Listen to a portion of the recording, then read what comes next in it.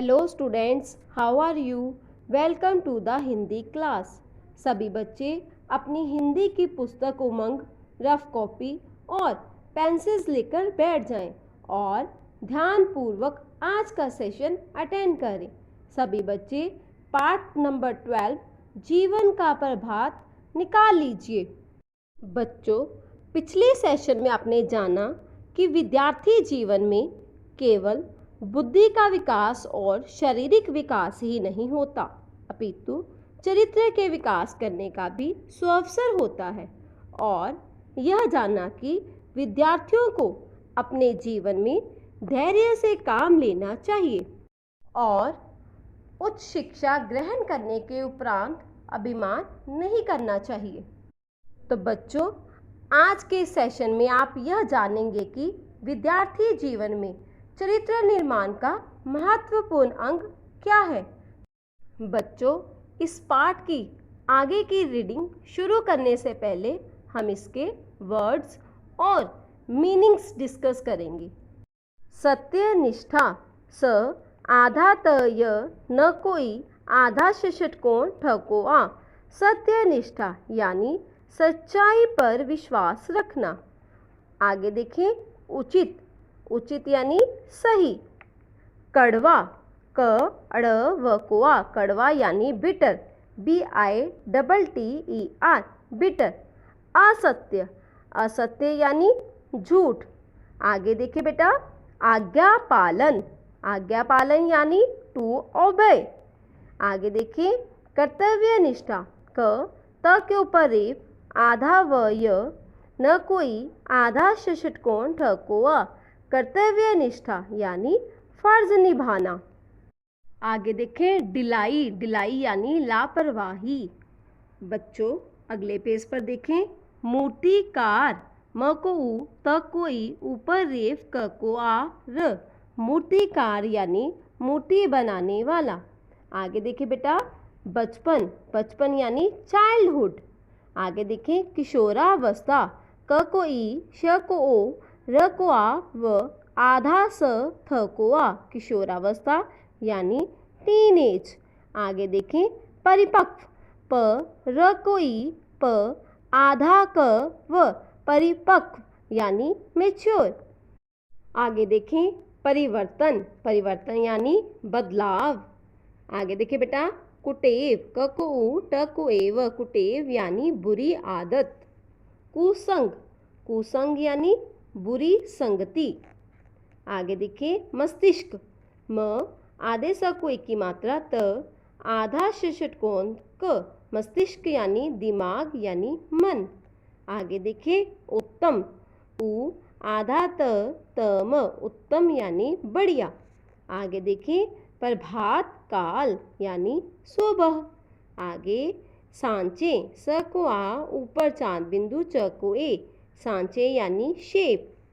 भावी, भावी यानी आने वाला, फ्यूचर लाइफ। आधारशिला, आ ध को आर आधार, श को ई ल को आ, आधारशिला यानी फाउंडेशन।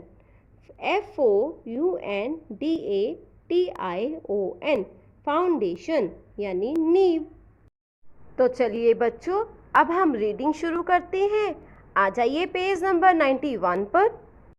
चरित्र बल का महत्वपूर्ण अंग है सत्यनिष्ठा। वैसे तो सत्यनिष्ठा से आसान कुछ भी नहीं है। जो बात जैसी है उसे वैसे ही बिना नमक मिर्च लगाए कह दो बस। लेकिन ऐसा हमेशा हो नहीं पाता। कभी कभी लोभ, लालच या दबाव के कारण व्यक्ति सत्य से डिग जाता है, जो उचित नहीं। सत्य के मामले में कुछ बातों का ध्यान रखना चाहिए। सत्य बोलें, पर वह सत्य वचन कड़वा ना हो, प्रिय हो, लेकिन ऐसी बात भी न कहें जो असत्य हो।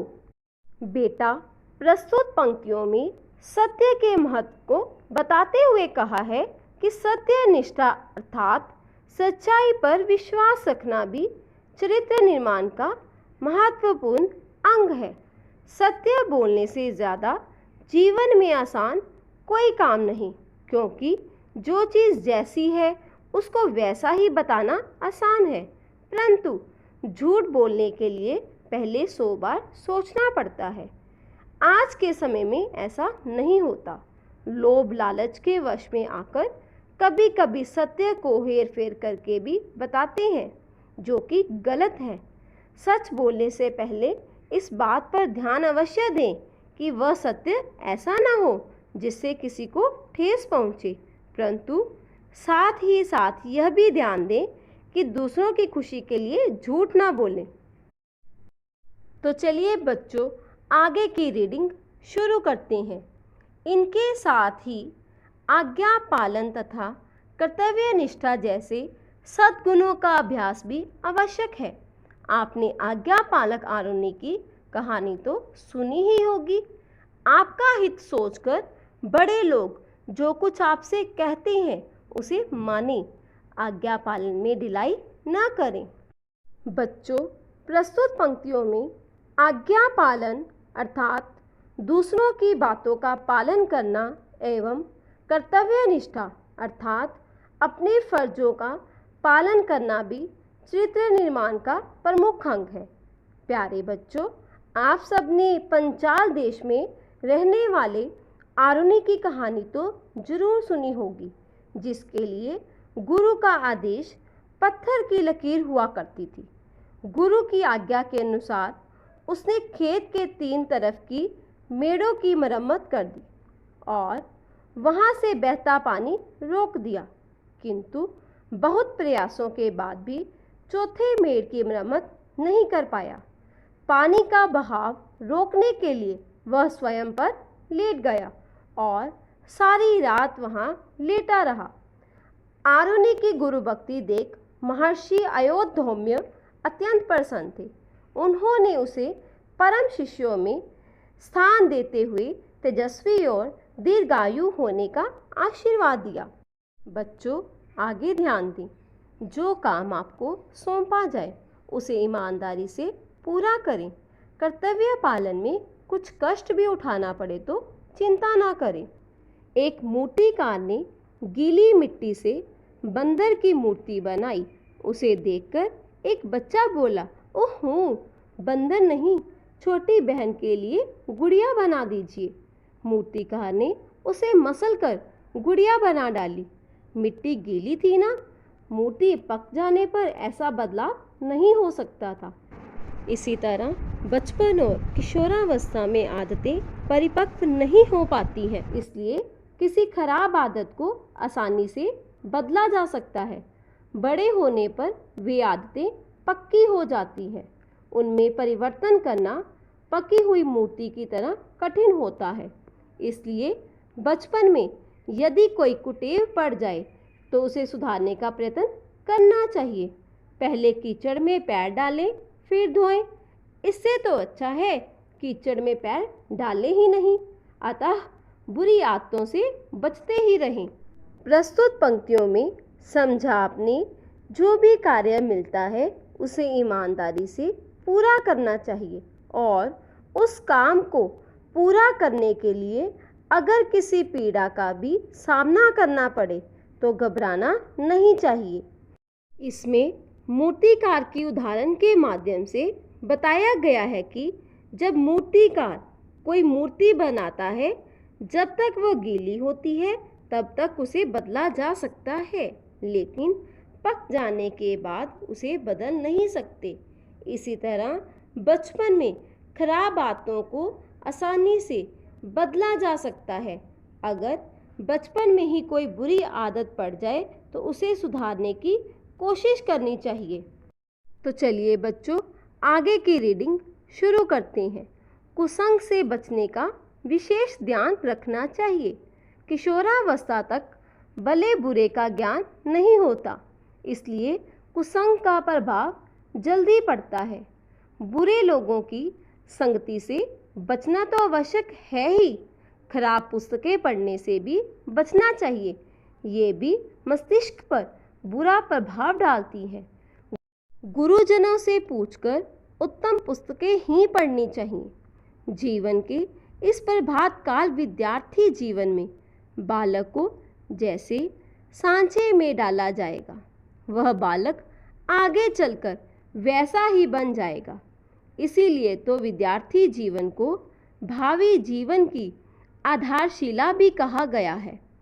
प्रस्तुत पंक्तियों को पढ़कर आपने जाना कि बुरी संगति का प्रभाव किशोरावस्था यानी टीन एज में जल्दी पड़ता है, क्योंकि टीन एज में सही गलत का ज्ञान नहीं होता और खराब पुस्तकें पढ़ने से भी बचना चाहिए, क्योंकि यह दिमाग पर गलत असर डालती हैं और अध्यापक से पूछकर बढ़िया पुस्तकें पढ़नी चाहिए, जिससे उसमें नैतिक मूल्यों का विकास हो।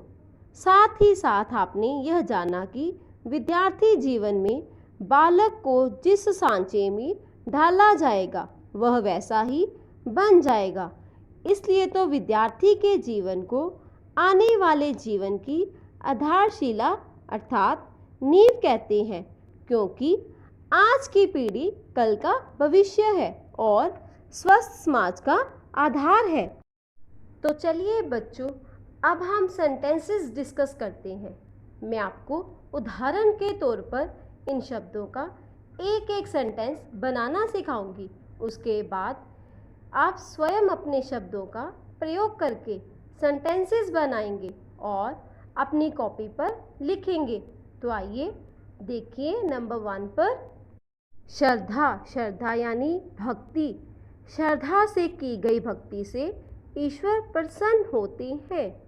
आगे देखिए संयतेंद्रिय। बेटा संयतेंद्रिय यानी संयमित इंद्रियां। योगासन द्वारा ही संयतेंद्रिय बना जा सकता है। आगे देखें बौद्धिक। बौद्धिक यानी बुद्धि के बल पर।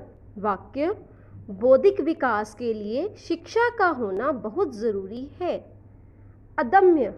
अदम्य यानी पक्का जोशीला, जिसका दमन ना किया जा सके। वाक्य भगत सिंह के अदम्य साहस के कारण ही हमारा देश आज़ाद हुआ। आगे देखें शिष्टता यानी विनम्रता। वाक्य सभी के साथ शिष्टता पूर्वक व्यवहार करना चाहिए। आगे देखें सत्यनिष्ठा। सत्यनिष्ठा यानी सत्य का पालन करने वाला। वाक्य कर्तव्य निष्ठा व सत्यनिष्ठा जैसे गुणों को धारण करने वाले ही महापुरुष कहलाते हैं। आगे देखें परिपक्व। परिपक्व यानी पूर्ण रूप से पका हुआ। पठन व लेखन से ही ज्ञान परिपक्व होता है। आगे देखें भूकंप। भूकंप यानी पृथ्वी का कांपना। भूकंप के कारण कई इमारतें गिरकर नष्ट हो गई। आगे देखें संभव। संभव यानी हो सकना। वाक्य ईश्वर की कृपा से सब कुछ संभव है। आगे देखें पौष्टिक। पौष्टिक यानी पुष्ट करने वाला। वाक्य पौष्टिक भोजन करने से शरीर रोगों से दूर रहता है। नेक्स्ट इज कष्ट। कष्ट यानी पीड़ा। माता पिता संतान को कष्ट में नहीं देख सकते। आगे देखें सद्गुण यानी अच्छे गुण। सफल जीवन के लिए सद्गुणों को अपनाना ज़रूरी है। आगे देखें धैर्य। धैर्य यानी धीरज। संकट के समय धैर्य से काम लेना चाहिए।